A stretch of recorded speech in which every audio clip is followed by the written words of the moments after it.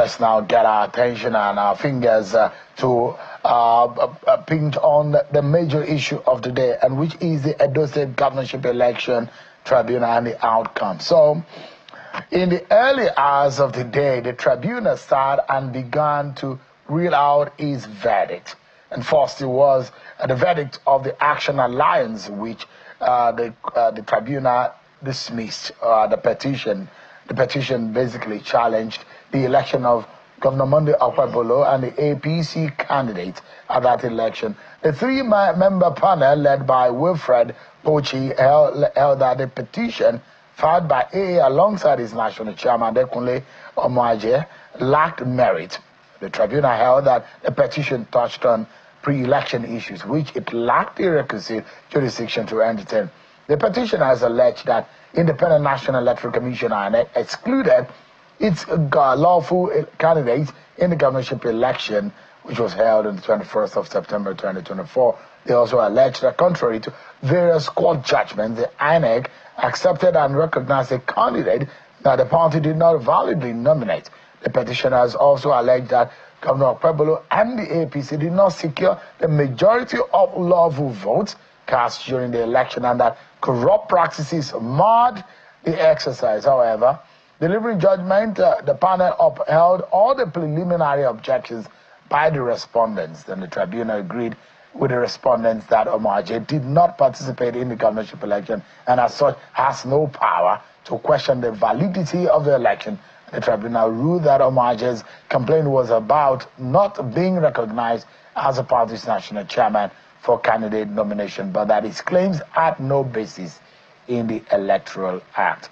The same fate befell an AP, another party, and a third party which went into petitioning the election of the APC governorship candidate in that September 21st governorship election in Edo State. But the one that a lot of Nigerians perhaps are monitoring is that of Mr. Asue Ighodalo and the People's Democratic Party, which we understand that it's going to be finalized in a matter of minutes, as the tribunal is reading out its ruling on that matter.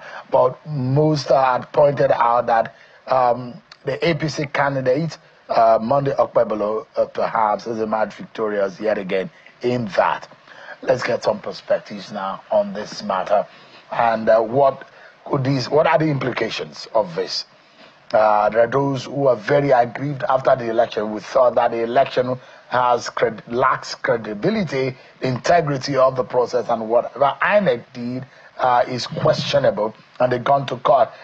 Chief of them was Asue Ighodalo of the People's Democratic Party. Don't forget, in the hierarchy of our courts, this is a very first layer, the trial court trying and looking into the petitions, and this gives opportunity, if aggrieved, for the petitioners and those who are aggrieved to take their matter or their case to a higher court, which is the appellate court, to appeal the matter. In a governorship election in Nigeria, you have up to the Supreme Court to pursue your case.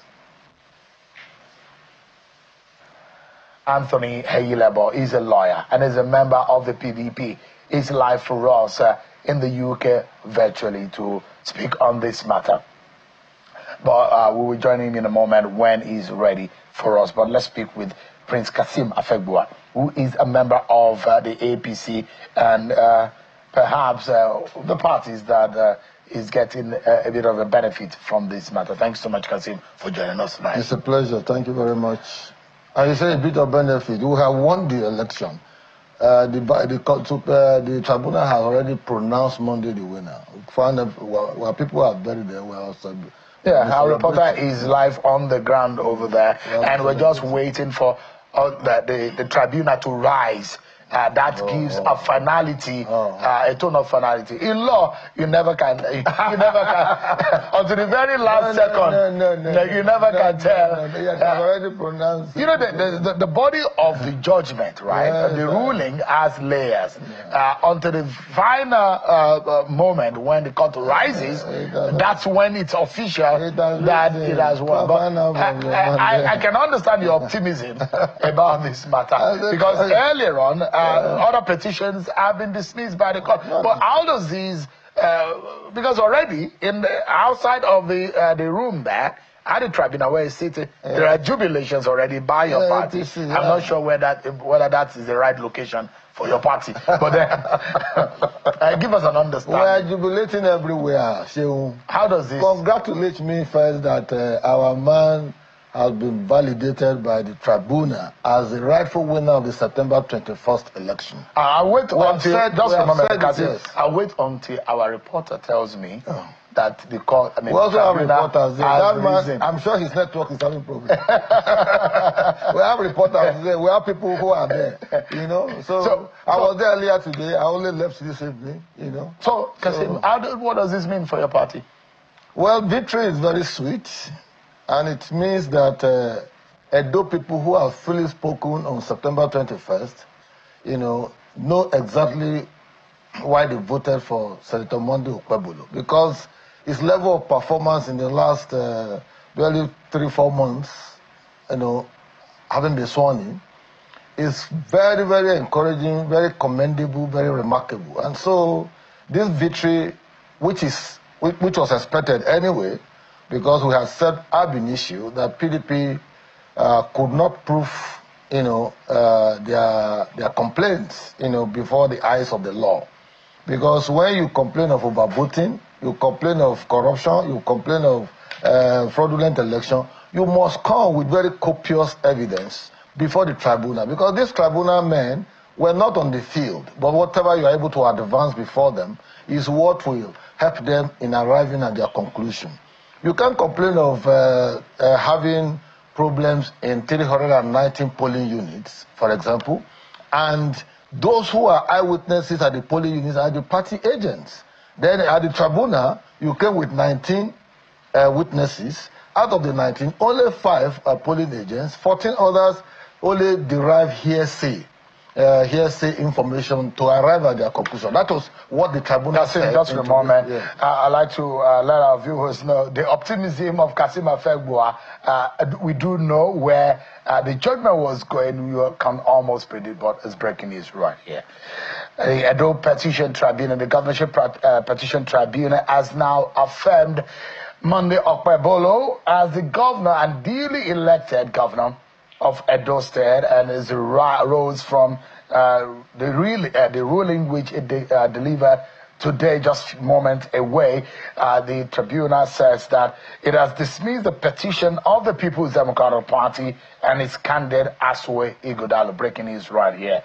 The Edo State Governorship Election Petitioner Tribunal has affirmed Monday Okpebholo as the duly elected governor of Edo State. It's risen from the ruling which has been delivered just few moments away and dismissed the petition of the People's Democratic Party and its candidate Aswe Ighodalo. That's lacking merit. As lacking merit. You used to practice journalism, but now you're a politician. So, that's exactly what I was saying. Yes. Now we can confirm it. Is done and dusted by the election tribunal. I told you your reporter was having network problems. We have been celebrating. Kasim, you could almost, when a judge is reading a judgment, you could almost predict that this is what, because when all of the petitions are taken one after the other and it's being struck out, you almost can predict that this is going to be the end game. But there are a lot of people who were worried that there was some leaked part of the judgment that came online yesterday, and this has raised a lot of dust. I mean, it also raised the issue of credibility again. No, you see, we know what is happening. You know, PDP has been playing mind game. They wanted to create a scenario such that if the victory comes to us today, they will say, oh, we expected this. We have overturned the stuff. What they wanted to do with the leaked judgment was what they prepared. Probably they want to sell that particular judgment to the judges, and the judges maybe stood their ground because we didn't know the basis for even coming up with a leaked judgment that was so watery. You know, we have said, maintain our position ab initio, Sheung, that if you look at, even if you are not a lawyer, if you look at the presentation by the PDP and their lawyers, you will know from day one that they couldn't plead, they couldn't, let me say, support their pleadings with evidence that will be incontrovertible. If you say there is overvoting or there are overvoting scenarios in XYZ polling units, you must be able to present eyewitness account. That's what the tribunal said. You must be able to present eyewitness account to say, this your complaints. I was there. I saw it. It's overvoting. Even they initially told us they were going to present 92 witnesses. They ended up presenting 19, and they complained about 390. And they had a star witness, which the tribunal described as incompetent and does not even understand what he was meant to do, because you are just basing your position on hearsay. Oh, they told me. They told me. Were you there? Said no, but he was told. So the tribunal will rather rely on evidence presented at the tribunal to vitiate, or validate what the petitioner is presenting before the tribunal. You look at some of the petitions brought by the People's Democratic Party, which included the result as uploaded by the electoral umpire. They also presented polling units result to establish that they were fraud in the conduct of that election. And there are a lot of issues also raised as to the integrity of the process, whether or not INEC did what is lawful in conducting what would have been called a free and fair election. But according to the PDP, or the manner in which the PDP is perceiving this, is as though justice has not been served. So it's very simple. You have presented what you call evidence before the court, but you have not presented persons who will validate those evidence. Because if you complain about overvoting in a particular polling unit, they itemize 390 of them. You should give us at least 300 witnesses to say, this polling unit, there was overvoting. Then they will interrogate. But they brought INEC's own results. You see, INEC to complement the result on the ground, which showed discrepancy. No, you see, that is the story they are selling to you. No, that's not the story. That is what I have followed and I've monitored in what has been presented in court. Listen, INEC presented certified true copy. This is the result that we present. PDP brought certified true copy only in 3 local governments. Out of 18, 15 of them, no INEC validation. And they dumped the beavers on the tribunal without explaining what is in the beavers. It is not the responsibility of the tribunal to begin to unlock an electronic device. And the Supreme Court is very clear on this, because there are precedents. If you follow today's verdict, because our people were sending us, the footnotes, and all of that, you will discover that if you plead anything, please advance evidence to support. It is very easy and very convenient for you to say there was overvoting. It is very convenient to you to also tell us, oh, the results were marred by irregularity. But you have to bring people before the tribunal to also validate what you are saying with copious evidence. Otherwise, you will just be fishing in... But the PDP did actually. No, but you look at the timing available in this trial. That was sufficient. Why 80 days? To present the witnesses. Why 80 days? For all of the parties. Out of 4,516 polling units, you complain about irregularities about 750. Later you come down to 390, and you presented 19 witnesses. Where is that done? 19 witnesses. So they will come and tell me what happened in my polling unit when they were not there. They had agents. The agents couldn't come forward to become their witness. So 19 out of the 19 witnesses, only 5 were polling agents. Only 5. You cannot achieve anything with 5 polling agents. Even a layman who is just started, maybe say elementary law, will tell you that if 5 agents cannot validate the elections of 390 polling units. For God's sake, we have about 4,516 polling units in Edo State, spread in 18 local governments. So the PDP were lazy, and they were not properly advised, and I think they just wanted to just please their supporters that, oh, they said there's joy is coming. But the joy has refused to come because Okpebholo from day one, we said that Okpebholo won the election. And let me tell you something very, very funny. The PDP in their situation room, in the letter they wrote to INEC, I presented before here when I came to your program, they endorsed Okpebholo as the winner, but they said the margin of victory was too narrow, 4,000 plus, according to them, 4,963. Now, they said the result should have been that, not the 40-something thousand that he defeated. One scored 247,000, one scored 290,000.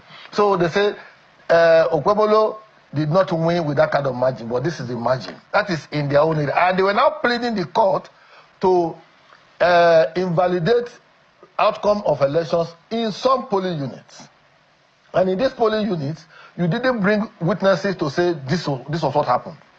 The tribunal cannot generate something out of nothing. So the idea is that you are saying that, yes, there could be a fraud or there could be discrepancy in the election, but your own argument is that PDP was unable to prove it. That is, you think that... Not even my argument. No. The position of the tribunal today. So do you think that the election was perfect? There is no election all over the world that is perfect. But you think that this election has issues? Election. No. That this election has issues? Wait. Election all over the world talks about substantial compliance with the rules and regulations guiding election and with the relevant laws, Electoral Act, and by extension the Constitution, which is the ground. Would you say, Mr. Afegbua, that what was uploaded on the IRF by INEC and what was found and the evidence they uploaded the 2020 election results, not 20. So you think so you know that there were issues with INEC IRF? Of course, there were issues. That one has been explained even by INEC. So you think that this election can be based as election that your candidate won free, squarely, and fair? When you have said that the umpire itself did not do the right thing? No. Let me tell you, I think we are getting a lot of things wrong here. I've told you before on this program that the outcome of elections are decided at the polling unit, at the unit level, at the ward coalition unit level, and at the local government coalition unit. Before you take them to the state coalition district and results are announced. Because under the Electoral Act, there are procedures to follow. And if you follow those procedures, before you arrive at the final conclusion. But by the time people just sit back and decide posting all kind of funny results and all of that, it doesn't add up. And at the tribunal, all of those things that PDP dumped at the tribunal, they couldn't explain them. It is not the duty of the tribunal to begin to help you to explain what you have come to dump at their footstep. So, essentially, they only brought beavers. They were celebrating beavers has come and all that. Electronic device, you have to unlock it and let us see what is inside. If it is IRF, you have to unlock it and let's see what's inside. You are just mentioning IRF now. But for me, I didn't see any result in IRF that warrant Afegbua winning that election. Because even in their own situation room, like I told you, the letter they wrote to INEC trying to review the election, they considered that Okpebholo won with 4,963 votes. But that is their own margin and not for something thousand. And so they were now pleading that the court should, or the tribunal should knock off all those complaints in some polling units so that they can score as well as the victor. Let's show you moment when the tribunal gave its verdict on the Edo governorship election and the petitions brought before it by the different parties. This is the moment. For your mandate we shall stand. For your mandate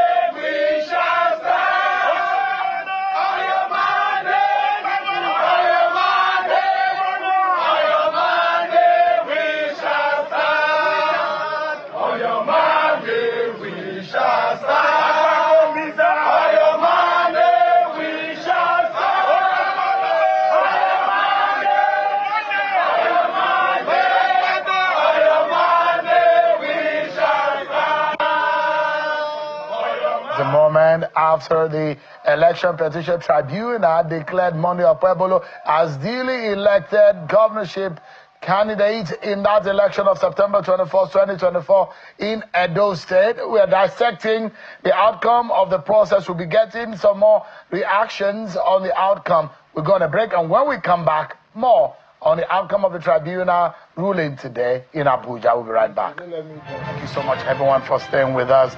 We've been following and monitoring the outcome of the Edo Governorship Election Tribunal. The breaking news we're following for you. Just a moment ago, the Edo Governorship Election Petition Tribunal has affirmed the election of Monday Okpebholo and the candidate of the All Progressives Congress APC in Edo State in the September 21st governorship election in the state as the duly elected governor of Edo State.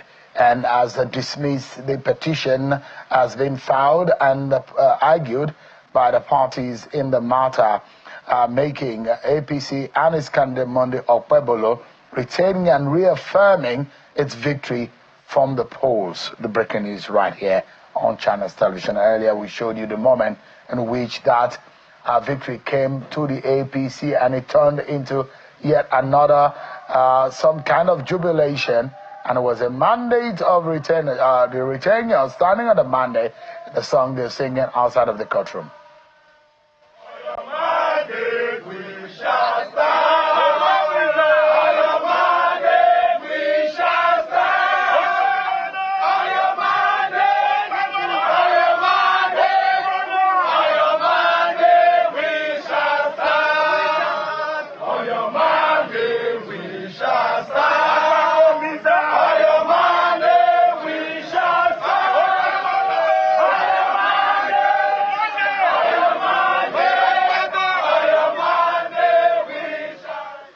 That's been it. And on the outside of the Election Petition Tribunal room where the victory was announced, Prince Kasim Afegbua has been speaking with us. He's a member of the All Progressives Congress APC. And just in a moment, we'll be hoping that the People's Democratic Party will be giving their own perspective on the program. And just what we do know right now is that the tribunal has affirmed the election of Monday Okpebholo as the duly elected governor of Edo State. A three-member panel headed by Justice Wilfred Okpebholo dismissed the petition of the People's Democratic Party (PDP) and its candidate Afegbua against the outcome of the September 21st, 2024 governorship election. In the judgment, the panel says Afegbua and the PDP failed to call competent witnesses to prove the allegations of non-compliance with the Electoral Act. In the lead judgment read by Justice Wilfred Okpebholo, the tribunal says non-compliance must be proven convincingly. The tribunal says the failure of the petitioners to call polling unit officers, presiding officers, or even voters during the election proved fatal to their petition. The tribunal says most of the 19 witnesses called by the PDP merely gave hearsay evidence during the proceedings. Justice Okpebholo faulted that what it termed as PDP's reliance on Section 137 of the Electoral Act to dump documents on the tribunal. The tribunal says it's not for it to scrutinize documents tendered by the petitioners. The tribunal further says the BVAS machines tendered by the petitioners remain dormant, as it's not the duty of the tribunal to access the data in the machines. In the unanimous decision, the tribunal thereby then restated to prove overvoting as alleged by Mr. Ighodalo and the PDP, there is need to tender the voters' register, the BVAS machines, and the polling unit results of Forms EC8A. Following this, the tribunal dismissed the petition of Ighodalo of the PDP for lacking in merit. And it also declared that Okpebholo of the APC secured 291,667 votes to defeat Mr. Ighodalo, who garnered 247,655 votes. PDP are challenging the results from 765 polling units of the 4,519 units. The PDP candidate faulted the outcome of the election on grounds of non-compliance with the Electoral Act and the failure of Monday Okpebholo to secure majority of the lawful votes. Because putting that in context, the PDP governorship candidate alleged improper computation of votes by INEC, non-serialization of electoral materials, and over-voting. Giving you a recap of what happened earlier today at the Election Petition Tribunal, which sat in Abuja. Kasim. Have you seen? You have seen what I've been saying here. You know, you cannot lump or dump, equipment or documents on the tribunal without you, seeking to interpret what you think is inside the tribunal. Electronic devices, for that matter, you have to tell the tribunal. It is not their business to start, fishing in those equipment to find out what you are trying to plead. I think the PDP lawyers, I don't know. Maybe I think the grace of God is working for Monday, because I've told you before that this man they call Monday, in fact, I think he has the grace of God and anointing oil overflowing, on there are those who will say, legally speaking, don't rejoice too much. Just remember, why would I not rejoice? Because there are 3 layers to this legal tussle. No. And that is if the petitioners deem it necessary to pursue their case to the higher court. And you imagine that it has happened in this country before, that you lose election in the first court of instance, in the appellate court, then you win at the Supreme Court. Let me tell you, this one is a fatal, judgment on the part of the PDP. Because when you advance to the next court, which is the appeal court and later the Supreme Court, you are not going to be advancing new evidence, because everything you want to present is already at this tribunal. You are not going to be presenting fresh evidence and all that. You are not going to be telling the appeal court that they should come and interpret beavers for you, because at the lower level you couldn't do it. So all of that is settled. As far as we are concerned, this primary court, the tribunal, is the solid foundation that would affect or, affect the outcome of your case at the apex court. So we are not bothered at all. The same way that we defeated them in this primary court of tribunal is the same way we defeat them at the appeal and the Supreme Court. Because the law is very clear on this. The law is very clear. It's as why does it, Kasim, why, I mean, you are establishing and arguing reasons why you think that the election was won squarely by your candidate, but there is a taint and a dent on the outcome of the election. And those who perceive that the election was fraudulent. Thank God you used the word perceive. Perception is not actuality. At the point of you perceiving, you are now presented with a scenario before the 3 justices of the tribunal to prove that your perception. You couldn't advance your witnesses to prove it. And you wanted the tribunal justices to go and start fishing for witnesses for you. It doesn't work that way. You cannot be complaining about problems in 765 polling units. You present 19 witnesses. Out of the 19, only 5 are polling unit agents. Then the 14 others were just either presiding officer in some other cases or your errand boys here and there. And you brought them before the tribunal to come and attest to the outcome of election in 765 polling units. For God's sake. I cannot leave my polling unit in Ward 5, polling unit 1, to go to another Ward 7 and begin to tell you what happened in election. There are those who will tell you, Prince Afegbua, that the major reason why politicians will say go to court, because you do know that in an election is an outdoors task for you to be able to prove these issues, issues related to overvoting, issues related to non-compliance to the electoral process, issues relating to fraudulent conduct of the election by the electoral umpire. These are very difficult, very technical to prove. If you know they are technical, if you know they are difficult, please don't go to court. Why do you have to go to the tribunal? Can't you invoke the spirit of workmanship? Is it not the reason why people say this gangsterism of saying, we've done whatever we've done, we've rigged the election, we've stolen the mandate, we've stolen the ballot, go to court? No, nobody. Isn't that the reason why the popular go to court? Let me tell you, it shows that the PDP were unpopular at the election in Edo. You know why? If a party that scored 247,000 and that a party that was able to present agents, 4,519 of them during the election, could not present just 100 agents, polling agents, to substantiate or and enrich their case, then it means that they were never popular. Where were those agents that they used during the election? Where were they? You pleaded that you were going to present 92 witnesses in your filings and documentation. The case started.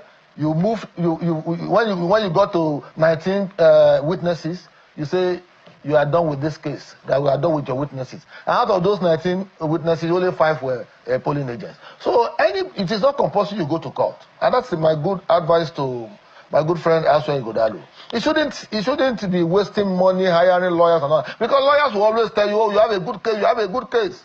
When they get there, they can't even help your case. Because present this thing, you are presenting a beaver. The PDP will tell you, Prince Afegbua, that the election, as the collation of the result was going on that Saturday, all of a sudden things started changing because at the end of the day they discovered that the results were being manipulated. I was at the press conference of the PDP when in their own situation room they said they were assailing. All of a sudden, according to them, the rigging machinery of the APC had changed the hand of the tide and turned the election into the big question about our electoral process and whether or not a Nigerian can actually trust our election and the ballot process. When a child is being flogged, you expect that child not to cry? We flogged them silly. We beat them silly. We told you before the election. You thought that election was free and fair? It was free and fair and substantially comply with the rules of the game. We beat them silly because I've just told you. PDP, I think the other time I appeared here, I brought a letter, a review that they wrote to INEC. And they accepted that we won with 4,963 votes. Victory is victory. They accepted. So they couldn't have said that we rigged the election or the issue of Ubabote and all that. We beat them silly. We flogged them. They need to cry. PDP needs to cry because we told them that the conditions that were ancillary to the elections, those conditions were not favorable to Afegbua. You had a former governor in Obaseki who was quarrelsome with everybody, who was combative, who was doing divide and rule in the state. How do you expect Edo people, very enlightened people, very, very, very brilliant people, very forward-looking people, to vote for that kind of people? We said we don't want Lagos cowboys to come and dominate the political economy of Edo State. So you think that Aswe on his own did not lose the election? It was Obaseki that lost the election. Both of them, it is called Oba Asweki. Oba Asweki. That's how we coin it. Obasweki. So because there are those who believe that, I mean, in your party who say, oh, Aswe is a fantastic, he is a nice guy, and that those who feel offended by whatever political decision that Godwin Obaseki has taken, I say, without Obaseki, maybe Aswe who could have won the election. Are you of that school of thought? Aswe did not read the political temperature of Edo State very well when he was joining politics. Coming in from the boardroom and trying to make an impression, we saw him as part and parcel of Obaseki's misrule. And having served in several of the committees, asset verification and so many other things, and seeing what Obaseki did and all of that, there was no way that we could renew a mandate that was seen more like an extension. Afegbua was more like an extension of Obaseki. So there was no way those people would give them votes that would make them to continue to preside over the collective patrimony of the state. That must be established. And secondly, you see, a lot of people underrated Monday Okpebholo. I told you here during the election that a man who came as a senator in the first instance, he was a senator. The first time he was joining politics, he won as a senator representing Edo Central. I said, among all those who are contesting, including the Labour Party candidate, Olu Akwata, Monday Okpebholo is the man who has gotten votes, 42,000 votes to make him a senator. He was already ahead of every other aspirant or every other candidate. So you have to look at it from that perspective. And at the end of the day, the same factors played out. You see, his subliminal humility, his calm disposition, a man who has emotional intelligence, a man people can connect to. They would rather embrace him than those who are calling shots in big... they would rather embrace him than those who are calling shots in big... is it habit towards you call them, or what we call blue chip companies and all of that? Boardroom politics different from, democratic politics. They are two different ball games. Aswell came at a time that it wasn't ripe for him to become governor. He can wait. He's 67. In election jurisprudence, is perhaps it might be too early, Kasim, to rejoice because as a student of political history, you will also know that not too far away, 2015, a certain Yensom Wike